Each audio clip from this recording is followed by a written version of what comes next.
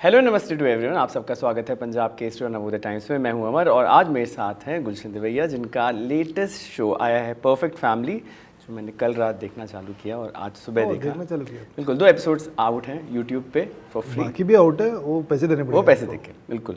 तो जो पहले 2 एपिसोड्स देखे और मैं देख रहा था, इतना अच्छा मिक्स है विद एक्टर्स, तो ये सेट तो बहुत ही सही प्लेग्राउंड होगा फॉर गुलशन ऑल्सो, बिकॉज इतने डिफरेंट ब्रीड ऑफ एक्टर्स, कुछ थिएटर एक्टर्स, कुछ एकदम अरे तो हर किस्म के एक्टर हैं यहाँ पे, नए कलाकार भी हैं और थोड़े मतलब थोड़ा सा तजुर्बेकार कलाकार भी हैं। एक्चुअली टेक्निकली गिरिजा मेरी सीनियर है। अच्छा। जब मैं 2008 में आया था ऑलरेडी वो काम कर रही थी। वो काफ़ी छोटी उम्र से उसने काम स्टार्ट किया था और she is also wonderful singer. हमारी बहुत अच्छी बनती है रियली। और पावा दंपतियों के बारे में क्या ही बोलूँ, तो उनकी एक बहुत अच्छी जर्नी है, स्टोरी है। मैंने बहुत ऐसे टटोला उनका दिमाग भी, but I was very fortunate कि I saw them at work. And Kaveri is also wonderful actor.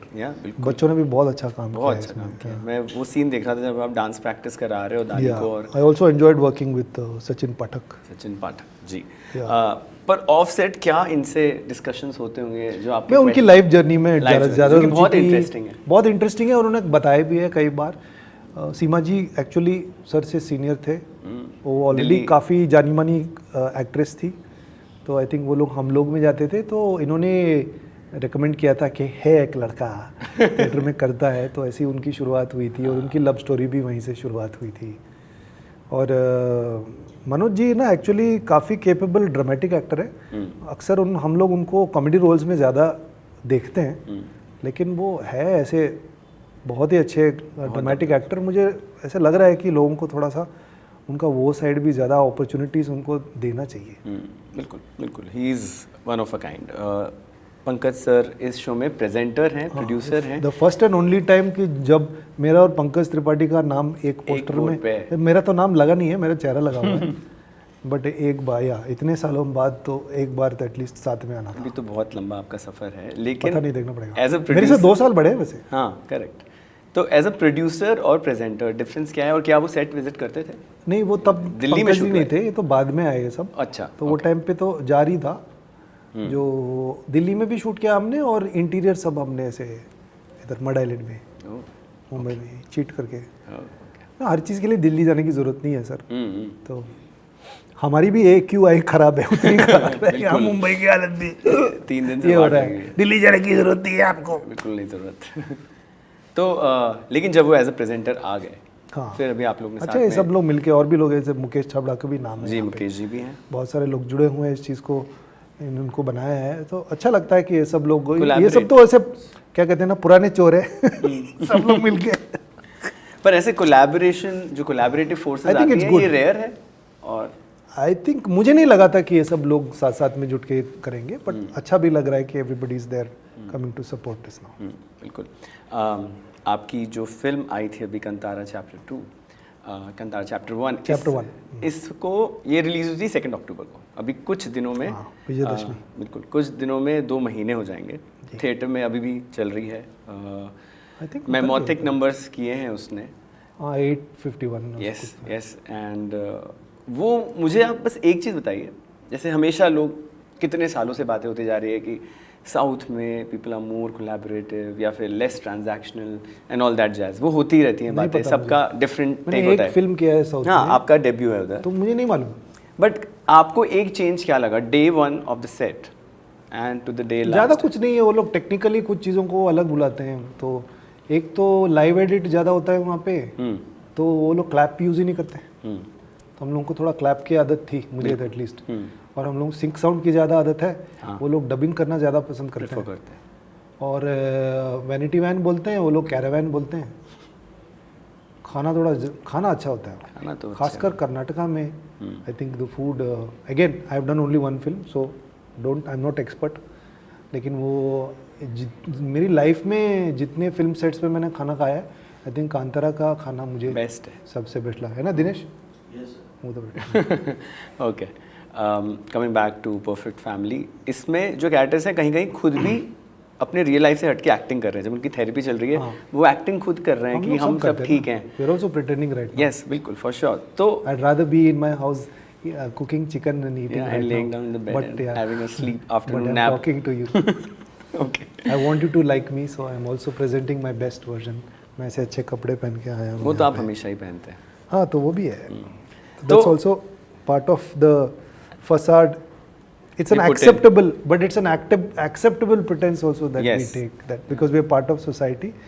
वो क्या कहते हैं घुल मिलने के रहने के एक तालमेल बनाए रखने के लिए we do certain Yeah, things because social and we animal don't have तो to है do he. that with ourselves. Yeah, yeah. पर हम लोग फिर भी करते हैं अपने करना आप को भी झूठ बोलते हैं बहुत कुछ। बिल्कुल।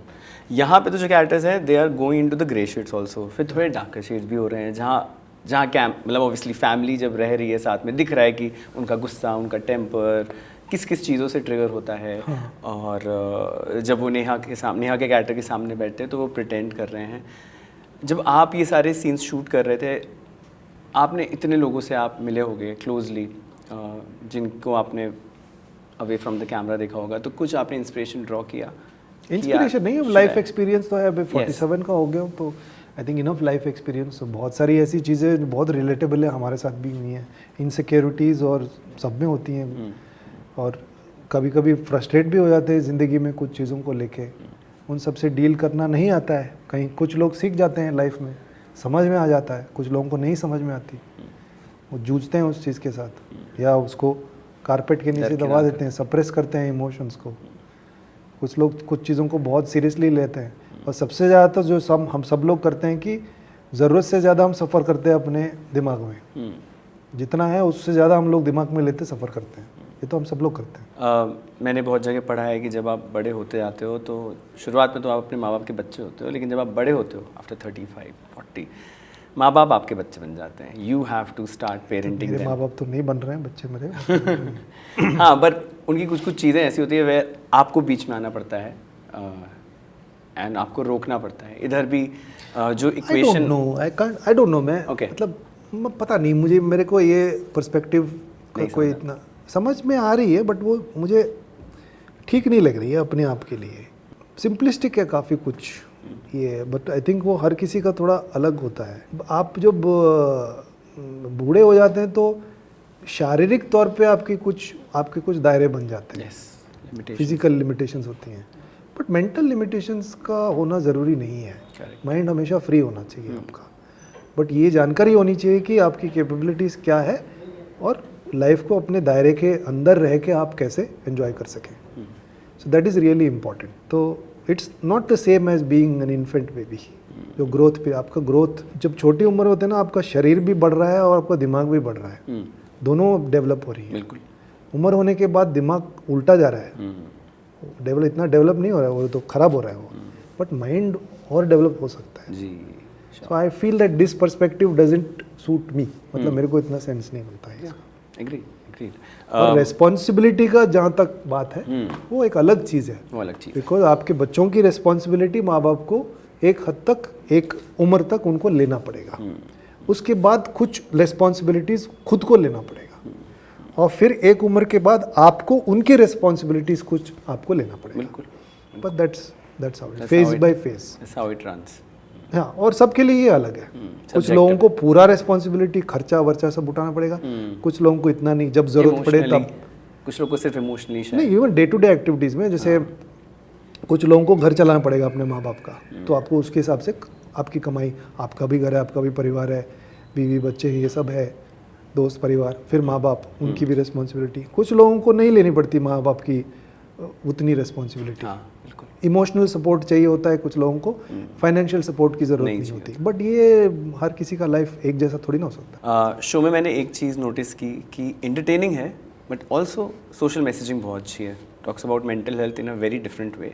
प्रीची नहीं है और बहुत सटल वे में अच्छे से समझा रहा है। वो सचिन का और पलक इनका ये पर्सपेक्टिव था कि ऐसा we want to make it accessible. ऐसा नहीं कि वो थेरेपी मेंटल हेल्थ को ऐसा लगने लगा कि बहुत कमोडिफाई हो गया है, कि थोपा जा रहा है कि ये, और बहुत सारे लोग इससे थोड़ा सा चिढ़ जाते हैं कि क्या है मेंटल हेल्थ, ऐसा कुछ नहीं है, ये सब बड़े लोग के चोचले हैं ऐसे वैसे, हमारी फैमिली में तो होता नहीं है। हाँ, वैसा नहीं है।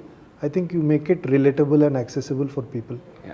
तो और मेंटल हेल्थ की जर्नी जैसे फिजिकल हेल्थ की जर्नी होती है ना, आप बाहर कुछ लोग वॉक पे जाते हैं शाम को हेल्थ के लिए, ऐसे कोई चीज़ आपको मेंटल हेल्थ के लिए भी करना चाहिए। और वो क्या चीज़ है आपको खुद पता करना पड़ेगा। कुछ लोग योगा करते हैं, कुछ लोग जिम जाते हैं, दोनों हेल्थ के लिए हैं, है ना। तो आप मेंटल हेल्थ के लिए आपको क्या अच्छा लगता है करने के लिए, आपकी शांति के लिए। कुछ लोग छुट्टी पे जाते हैं, कुछ लोग पहाड़ों पे जाते हैं, आई डोंट नो व्हाटएवर, कुछ लोग संगीत सुनते हैं, कुछ लोग मेडिटेशन करते हैं। बिल्कुल। So whatever it is, you have to find something जो आपको वो कामनेस, मेंटल हेल्थ आपका वो तालमेल बनाए रखे। Very good. मैं तो पहाड़ जाता हूँ हमेशा, सही मैं हमेशा पहाड़ जाता हूँ जब भी मेरे को। नहीं, पहाड़ जाते हैं तो कुछ तो मतलब वहाँ पे पता नहीं मुझे ऐसा पहाड़ तो एक जरिया है, वहाँ पे होके क्या जाके क्या मिलता है आपको, that is the one that is really, it just recharges me, that's what I feel. तो आपने almost her kind of character touch किया है। घोस्ट स्टोरीज में you have played a demon, कभी आपने एकदम एक्शन किया है, कभी you have played someone who is old school, someone who is Orthodox. But यहाँ जो मैंने देखा विष्णु के कैरेक्टर में, ऐसे बहुत लोग हैं रियल लाइफ और बिल्कुल हाइपर मस्कुलिन नहीं है। और आजकल मैं देख रहा हूँ बहुत सारे कैरेक्टर बहुत हाइपर मस्कुलिन होते हैं। Gulshan at this stage, at this juncture in his career, क्या वो ऐसे कैरेक्टर्स ज़्यादा पसंद करेंगे जिसमें people should see themselves? I don't know यार, वो depends on project to project. लेकिन मेरा कोई प्रीकंसीव्ड आइडिया नहीं है कि मैं ऐसा कैरेक्टर करना चाहता हूँ, वैसा करना चाहता हूँ, अब ये कर लिया अभी वो करूँगा, ऐसा कुछ नहीं। अभी फिर अभी मैं लड़की का कैरेक्टर करना चाहता हूँ, अभी मैं हीरोइन भी मैं ही बनूंगा और ऐसे मैं कमल हसन नहीं हूँ तो मैं नहीं, ऑल रिस्पेक्ट, सॉरी मैं मजाक नहीं उड़ा रहा हूँ उनका जी, इट्स लाइक सॉरी, थोड़ा वो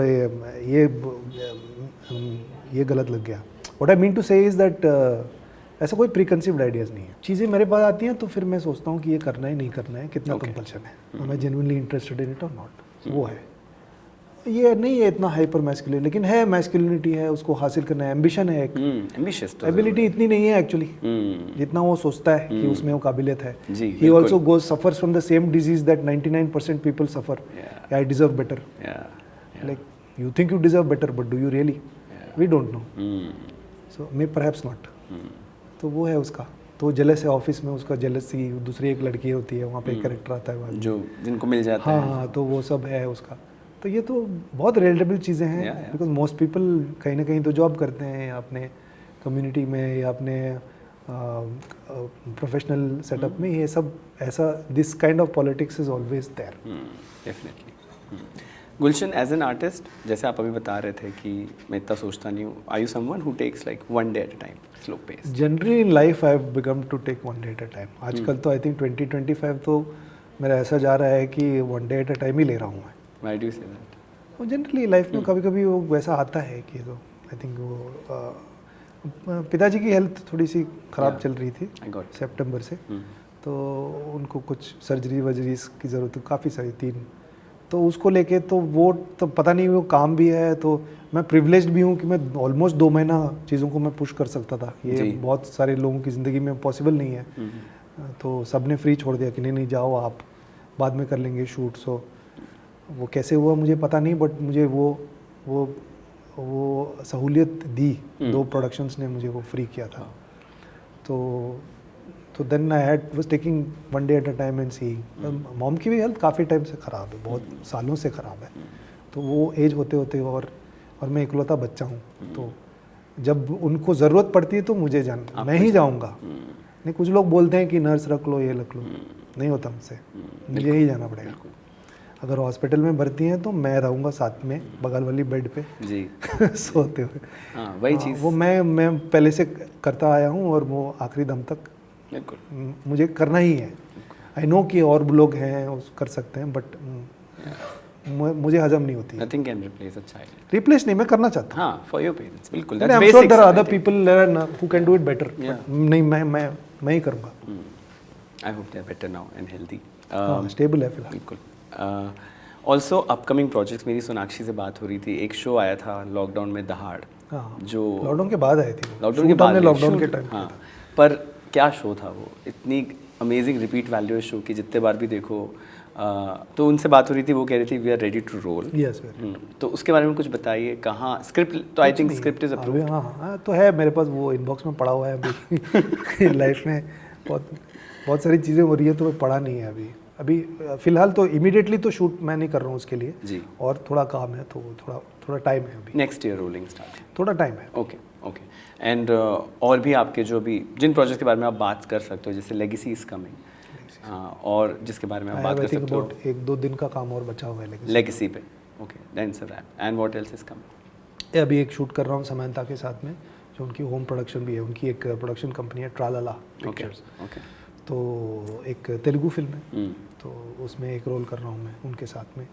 दिगंत एक काफ़ी जाने माने हीरो हैं कन्नड़ा फिल्म इंडस्ट्री के, वो भी हैं उसमें। इंटरेस्टिंग। गौतमी जी भी हैं, गौतमी।